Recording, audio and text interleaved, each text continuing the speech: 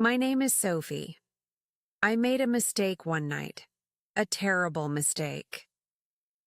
Now I have to pretend every day that everything is okay. I live in a small town called Willow Creek. It's a pretty town. Green trees line the streets. Small shops have colorful flowers in their windows. People here know each other. They smile. They say hello. I smile back. I say hello too. But my smile doesn't reach my eyes. My hello is quiet. I am 28 years old. I work in the town library. I like books.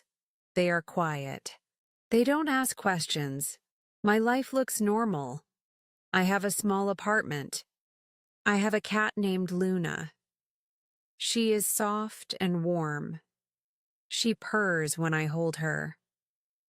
Sometimes I think Luna is the only one who sees the real me. The sad me. The scared me. The lie I live with is heavy. It sits on my chest like a stone. Every morning I wake up and the stone is there. Some days it feels heavier. Some days I can almost forget it for a little while. But it always comes back. The mistake happened 5 years ago. I was 23. I was younger then. I thought I was smart. I thought I knew everything. I had a friend. Her name was Clara. Clara was fun. She was wild. She liked to laugh and take risks. I was quieter, but I liked being with her.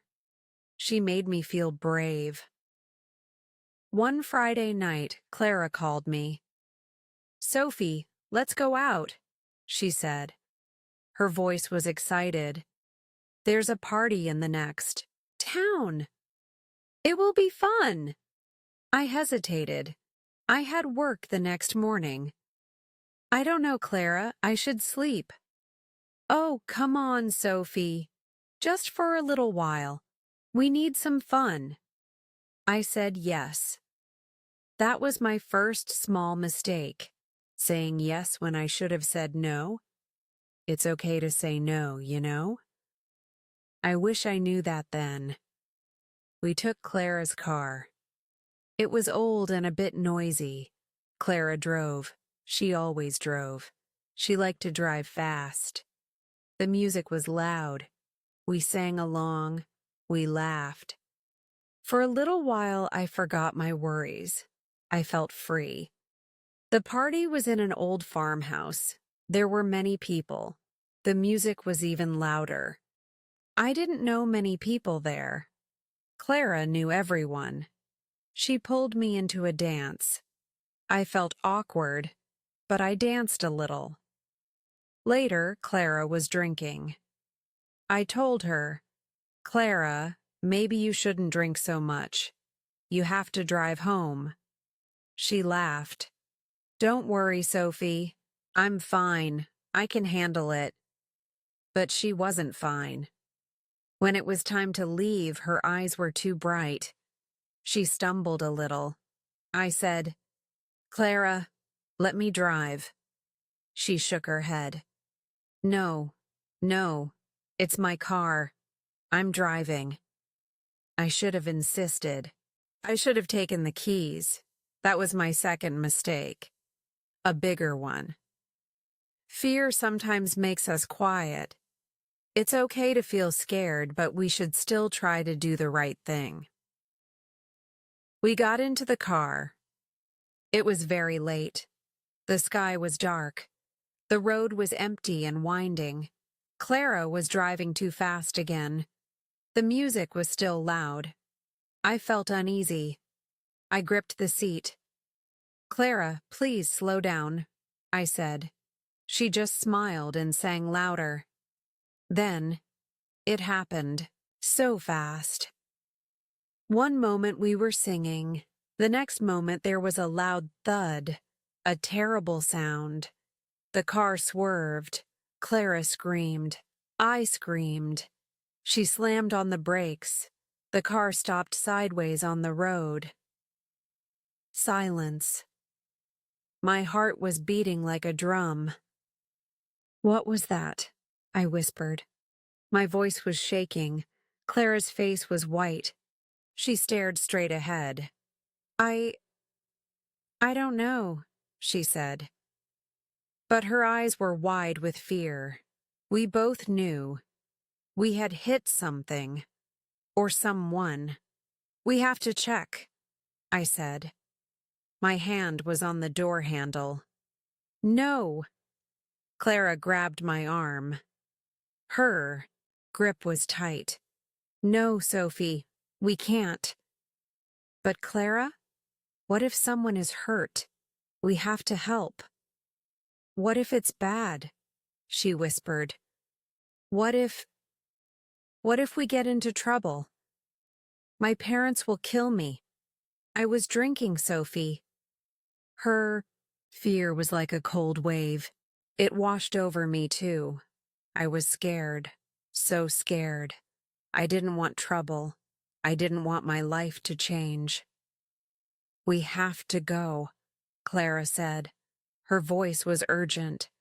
"We have to go now, before someone sees us." She started the car. The engine coughed, then roared. She turned the car around and drove away, fast. I looked back. I saw something dark on the side of the road. I couldn't see clearly, but my heart knew. My stomach twisted. We didn't help. We ran. That was the biggest mistake. The terrible mistake. The one that became my secret. The one that became my... We drove back to Willow Creek in silence. The music was off. The laughter was gone. Only the sound of the engine and our fast, shallow breaths filled the car. When we reached my apartment, Clara looked at me. Her eyes were full of tears. "Sophie," she whispered, "we can't tell anyone. No one. Ever. Promise me." I was numb. I nodded. What else could I do? The mistake was made. The fear was too big.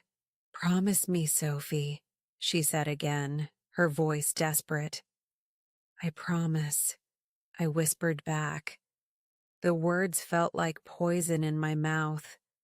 The next day, the news was all over town. A man had been hit on the old farmhouse road. An old man. His name was Mr. Harrison. He lived alone. He liked to take late-night walks. He was found by a passing car early in the morning. He was dead. My heart shattered into a million pieces. Dead. We had killed him, and we had run away. I couldn't breathe. I felt sick. I wanted to scream. I wanted to go to the police. I wanted to tell the truth. But Clara's promise echoed in my ears. Her fear. My fear. I called Clara. She was crying. "Don't say anything, Sophie, please. They will put us in jail. Our lives will be over." Her words were selfish, but I was selfish too. I was scared of jail. I was scared of what people would think. My parents. The town. So, I stayed silent. I kept the promise. I started to live the lie. The police investigated. They asked if anyone saw anything. They put up posters. "Did you see a car on this road on Friday night?" The poster had a picture of the winding road. Every time I saw it, my stomach lurched. Clara sold her car quickly. She said it had engine problems. She moved away a few months later. She said she got a job in a big city, far away. She never called me after that. She left me alone with the secret, with the lie. Now, 5 years have passed. 5 long years. Every day I wake up and Mr. Harrison's face is in my mind. I see him walking on that dark road. I hear the thud. I feel the fear. I go to work at the library. I arrange books. I help people find stories. I smile. I say, "Have a nice day." But inside, I am always thinking about that night. Sometimes Mrs. Gable, who lives next door to me, asks, "Sophie, dear, are you all right? You look so pale." I force a smile. "I'm fine, Mrs. Gable. Just a little tired." A little tired. That's another lie. I am always tired. Tired of pretending. Tired of the guilt. I try to be a good person. I volunteer at the animal shelter on weekends. I donate a little money to charity every month. I am always kind to everyone. Maybe I think, if I do enough good things, it will balance out the bad. But it doesn't. The stone on my chest never gets lighter. Sometimes I visit Mr. Harrison's grave. It's in the old cemetery at the edge of town. It's a simple stone. Arthur Harrison, rest in peace. I stand there, hidden by the trees. I don't put flowers. I'm too scared someone will see me. Someone will ask why I am there. I just stand and whisper, "I'm sorry. I'm so sorry." The words feel small. They feel useless. But I say them anyway. I have no close friends now. How can I? How can I let anyone get close to me when I am hiding such a terrible thing? What if they find out? What if they see the darkness inside me? So, I keep people at a distance. My smiles are polite. My words are careful. My parents worry about me. "Sophie, you should go out more. Meet people. Find a nice young man." I just shake my head. "I'm happy like this, Mom." Another lie. I am not happy. I am lonely. So incredibly lonely. It's hard to carry a secret alone. If you are feeling lonely, please know you are not truly alone. There are people who care, even if it doesn't feel like it. There are days when I think I can't do it anymore. I can't live this lie. I want to confess. I want to tell the police everything. I want to shout it from the rooftops. I was there. I ran away. I am a coward. But then the fear comes back. What will happen to me? Will I go to jail for a long time? What will my parents think? They are old. The shock might be too much for them. So I push the urge down. I lock the secret away again. I put on my smile and go back to my quiet, pretend life. One day, a new family moved into Mr. Harrison's old house. They had a little girl. Her name was Lily. She had bright eyes and a laugh like wind chimes. Sometimes she would come to the library with her mother. Lily loved picture books. I would read to her sometimes. Her small hand would rest on mine. Her innocent eyes would look up at me. And in those moments, the stone on my chest felt a little heavier. She was living in his house, a house that was empty because of me, because of my mistake, my silence. Lily's mother, Sarah, was very kind. She often invited me for tea. Sophie, you're so good with Lily. You should have children of your own. Her words were like a knife in my heart. Children, a family. How could I? With this secret hanging over me. What kind of mother would I be? I always made excuses. Oh, maybe one day. Sarah would smile. Don't wait too long, dear. Life is short. I knew life was short. Mr. Harrison's life was short, too short, because of me. Sometimes I dream about that night. In my dreams, I do the right thing.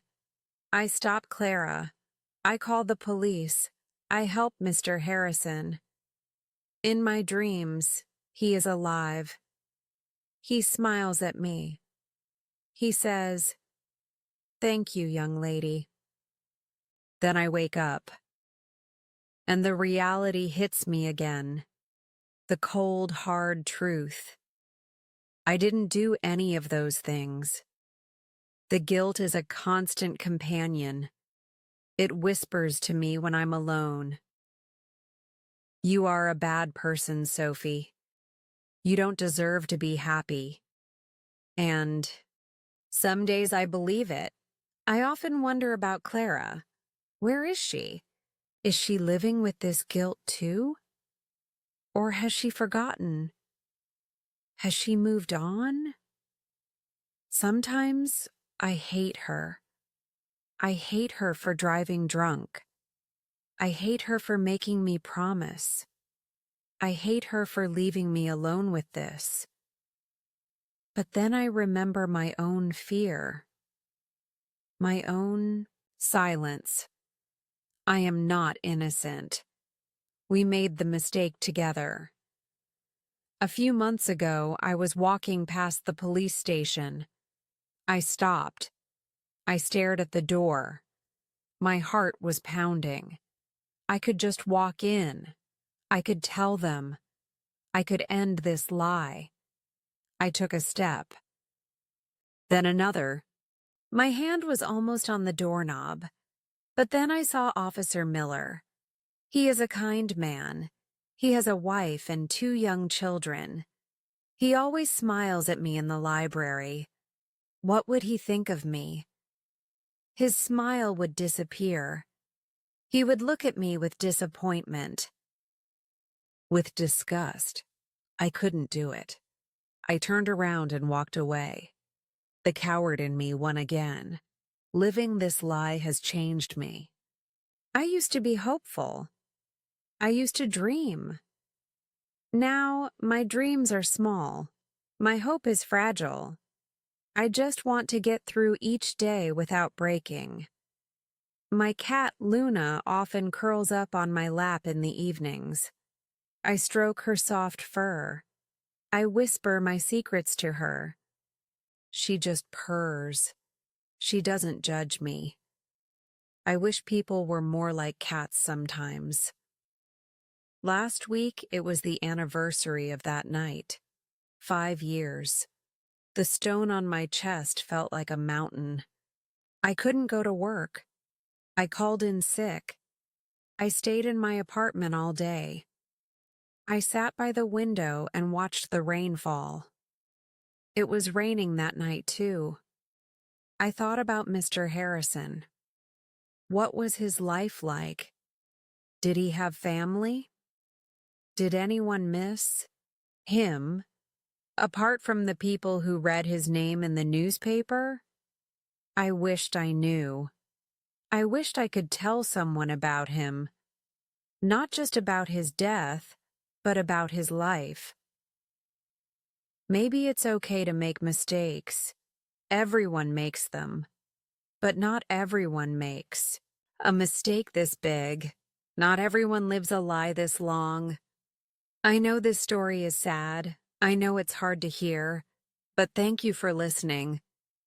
It feels a little bit lighter, just telling it to someone, even if it's just into the quiet of my room, hoping someone, somewhere, understands. Maybe you have a secret too. Maybe you feel lost or scared. You are not alone in that feeling. Don't know what the future holds for me. Will I live with this lie forever? Will the truth ever come out? I don't know. But lately, a tiny thought has started to grow in my mind. A very small, very fragile thought. Maybe, just maybe, the truth is not as scary as the lie. Maybe confessing, facing the consequences, would be better than this constant fear, this endless pretending. It's a terrifying thought.